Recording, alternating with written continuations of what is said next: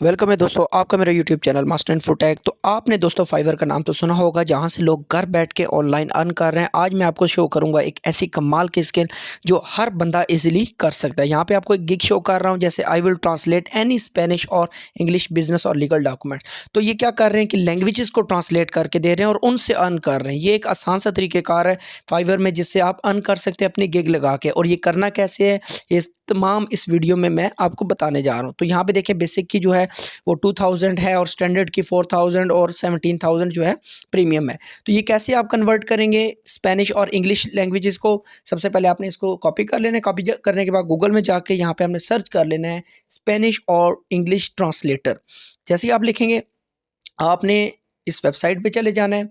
यहाँ पे आपके सामने दो तरह के इंटरफेस शो हो रहे हैं, लाइक स्पेनिश और लिखा हुआ है और उर्दू में लिखा हुआ है। आपने यहाँ पे लैंग्वेजेस में चले जाना है, यहाँ से सर्च कर लेना है स्पेनिश।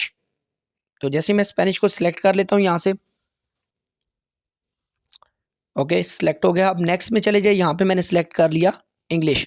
तो यहाँ पे जो भी वर्ड्स मैं स्पेनिश में लिखूंगा, इजीली तरीके से वो उसको कन्वर्ट कर देगा। इस तरीके से आप लैंग्वेजेस को कन्वर्ट करके ये सर्विसेज आप फाइवर पे सेल करके अच्छा खासा अर्न कर सकते हैं। So do not forget like and subscribe my YouTube channel.